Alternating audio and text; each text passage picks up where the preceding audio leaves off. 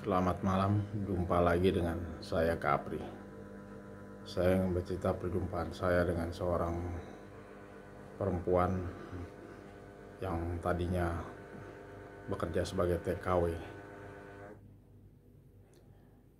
Suatu hari ketika saya sedang berjalan di lintasan di daerah Senen, saya bertemu dengan seorang perempuan yang sedang terlihat sedih termenung di pinggir jalan. Perempuan ini tidak terlihat seperti gelandangan, dia berpakaian cukup cukup rapih ya, cukup bagus, cukup bagus berpakaian. Lalu karena saya lihat situasi di Senen itu, ini orang ini nggak takut nanti kalau ada orang jahat apa, saya pikir gitu, karena dia diam termenung di situ. Lalu saya mencoba mendekatinya. Saya tanya akhirnya ke orang ini, "Mbak, sedang apa di sini?" Dia diam saja. Saya tanya lagi, "Mbak, sedang apa di sini?" Lalu dia menengok ke atas melihat saya yang bertanya. Cukup kaget dia melihat saya. Dia pikir orang mau apa nanya-nanya ini, dengan wajah yang sedikit takut ya ketika saya bertanya itu. Lalu saya lanjutkan, "Mbak, kalau mau mau istirahat jangan di tempat seperti ini. Tempat ini buat Mbak nggak cukup aman. Bapak cari tempat mungkin di warung, dekat-dekat warung sana lah. Jangan di tengah jalan yang sepi begini. Ini tidak baik untuk keselamatan keamanan Mbak ini." Lalu dia melihatin saya sambil entah apa yang dilihat. "Terima kasih Mas," katanya. Dia tetap duduk di situ. Saya tanya, "Mbak mau kemana?" "Saya nggak kemana-mana, saya sedang di sini aja, mau di sini." Ya, terlihat kental sekali logat orang-orang Jawa Timur.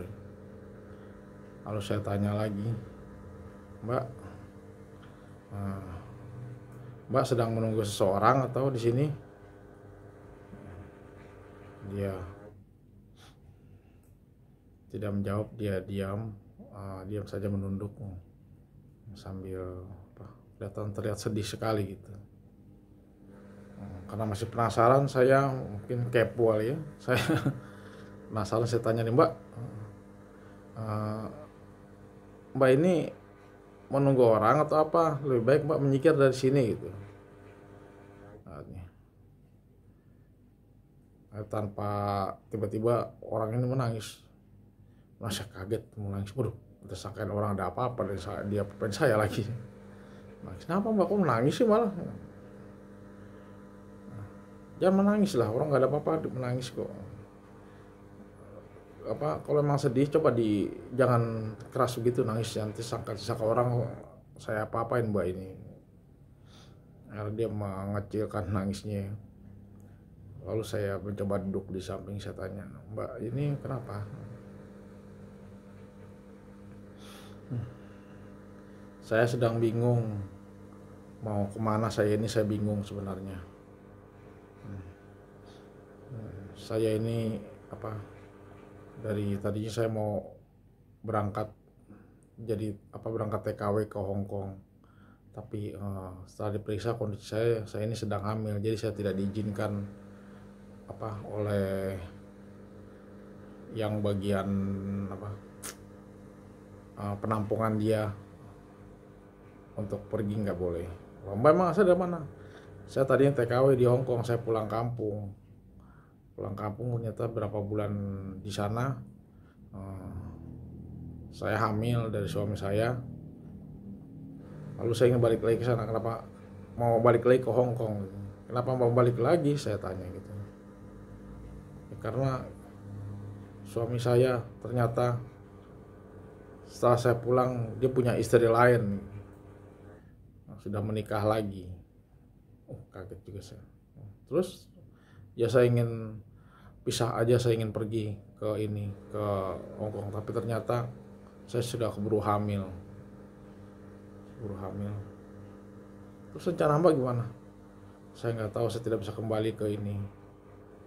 Mbak ini sendiri sini. Saya dengan ada anak saya titipkan di saudara saya. Anak saya kecil perempuan saya bawa dari kampung, saya titipkan saudara saya. Waduh. Rencana Mbak gimana ini? Nggak tahu lah saya gimana. Saya juga bingung saya di sini gimana. Lalu dia memperlihatkan saya paspor, visanya apa, semuanya perlengkapan dia yang emang ini. Ngapain ini? Nggak lama datang seorang supir taksi gelap nih.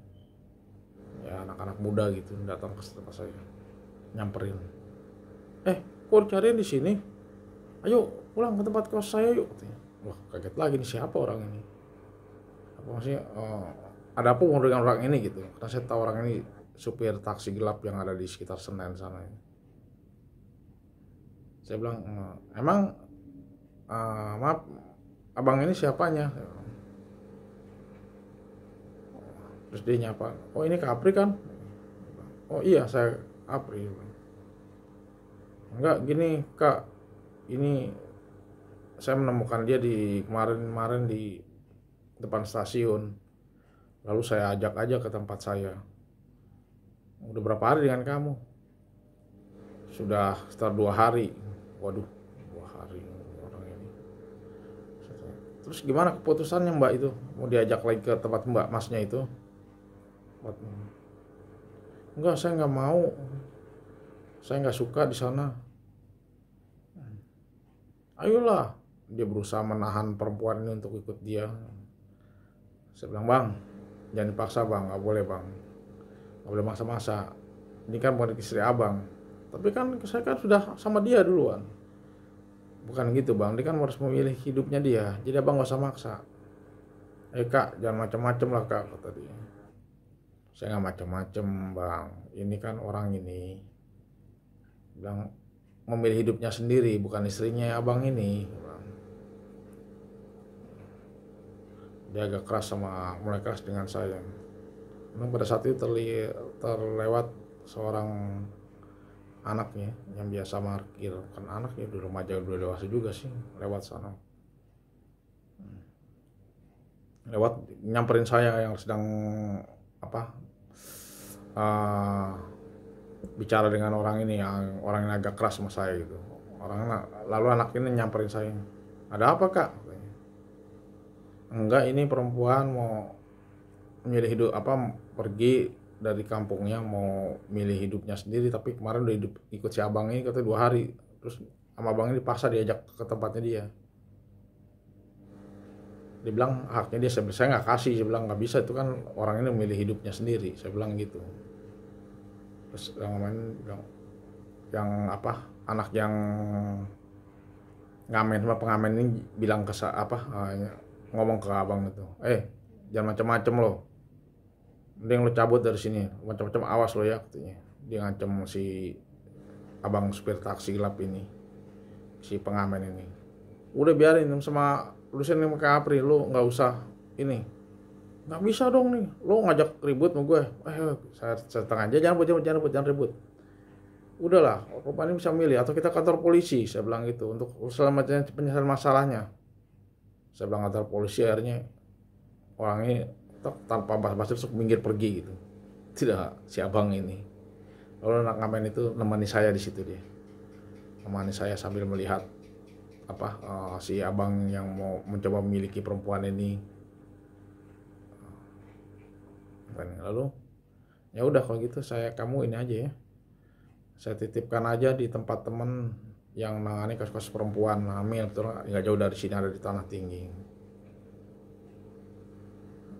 Saya ceritakan tempat itu gimana. Iya kak, saya ada di sana dulu. Ya udah, saya bawalah ke tempat sana di Tanah Tinggi. Saya lihat yang supir taksi gelap itu mengikuti saya jalan bertiga itu. Terus si anak yang ngamen ini berhenti menghadang itu Kak jalan terus kak, nanti kak ketemu saya lah, biar dia saya hadang gitu. Ya udah saya terus jalan bawa orang ini, bawa perempuan ini ke tempat yang saya tuju. Nah, lalu si taksi gelap itu dihadang sama anak ngamen ini, entah mau bicara apa mereka, entah berkelahi atau apa saya nggak tahu. Saya jalan terus ke arah yang saya tuju.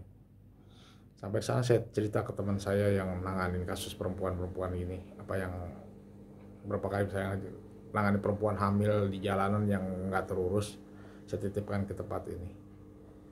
Saya bilang tolong nih perempuan ini saya menitip perempuan ini, saya ceritain kasusnya gimana. Akhirnya saya bilang sama orang perempuan ini, di sini kamu tinggal di sini aja, sih ada teman-teman kamu itu. Ya walaupun mereka bukan, kamu berbeda saya lihat dari penampilan kamu dengan orang-orang yang hamil. Saya lihat sini mereka jangan anak orang dari jalanan yang nggak diurus. Kamu kan beda kayaknya ini. Tinggal di sini nanti kapan-kapan pasti berapa hari sekali saya tengok ke sini. Oh ya udah, dia tinggal di sana. Tinggal di sana saya tinggal, lalu saya ke Gelanggang Senen lagi. Ke Senen. Di Senen si supir taksi tetap. Dia begitu ngeliat saya nyamperin lagi. Mau dibawa kemana tuh perempuan? Tuh perempuan gue katanya. Kenapa lo bawa? Lah orang dia minta diantar, saya antar lah. Diantar kemana? Ya lo nggak perlu tahu lah. Ini kan urusan gue. Saya agak keras juga ngomong sama dia. Udah agak gitu, mulai ngotot-ngotot lah anak orang-orang itu. Itu ada satu preman di situ ya, yang cukup segan istri nyamperin ke situ. Ada apa nih? Saya cerita ke dia. Akhirnya si sepirtas itu dia ancam sama anak preman ini, lu macam-macam sama kakak gua, awas lo ya. Akhirnya iya bang, si supir taksi ini ngomong gitu, akhirnya dia pergi. Udah aman lah saya jadi. Aman. Beberapa bulan kemudian perempuan yang di sana itu ingin melahirkan pihak dari sana telepon saya datang ke sana. Ternyata akhirnya kita bawa ke bidan di sekitar situ, yang cukup melahirkan dengan normal ya, nggak sesar apa, normal pokoknya melahirkan. Setelah melahirkan dia kembali tinggal di tempat itu sampai sekitar 3 bulan ya. 3 bulan di situ dia cerita, saya mau ngambil anak saya yang perempuan. Terus gimana kelanjutannya nih? Nggak bisa terus di sini, saya bilang. Harus Kak, saya mencoba titipkan bayi saya ini di sini dulu. Saya mau pulang kampung. Mau ngomongin masalah dengan keluarga saya di sana. Terus anaknya kenapa? Kan ada suaminya di sana kan, kamu ini anak ini hasil sah dari suami kamu. Saya nggak mau karena dia sudah berbuat begini sama saya. Ya udah terserah kamu lah. Akhirnya dia pulang kampung, bayi itu dititipkan, dia pulang sendiri ke Jawa Timur sana. Setelah diberi ongkos oleh teman saya di tempat penampungan itu, dia pulang kampung dengan kereta api. Setelah itu 2 minggu kemudian dikembali lagi ke situ. Lalu dia bilang, saya ingin ke tempat saudara saya yang ada di sini kak. Anak saya kebetulan ada satu anak saya titipkan di sana. Saya udah dapat modal. Saya ingin coba usaha di tempat saudara saya di daerah mana, di daerah Sunter. Oh ya udah. Saya bilang silakan aja kamu bikin terbaik tuh kamu. Kalau ada apa-apa kamu hubungi saya aja ya. Iya kak, makasih ya kak selama ini. Ya udah, sudah saya lepas karena dia memilih hidupnya dengan caranya sendiri seperti itu. Ya kita hanya menolong sejauh membuat rasa orang ini menjadi aman gitu. Setelah itu saya tidak mendengar lagi kabarnya. Dia hanya menelpon sekali 2 kali dulu, bilang kabarnya baik atau apa. Setelah itu ya karena saya juga berganti nomor HP atau apa, jadi selesai lah sudah. Ya tiap saya accident sampai tiap ketemu supir taksi itu jadi tetap tidak enak. Tetap pandangannya pemandangan yang sinis gitu terhadap saya. Saya jadi cukup hati-hati kalau ada orang ini jadi ketika ke jalan ini. Ya gitulah, suka duka di jalan. Ya Sekian dari sharing saya. Ya. Wassalam.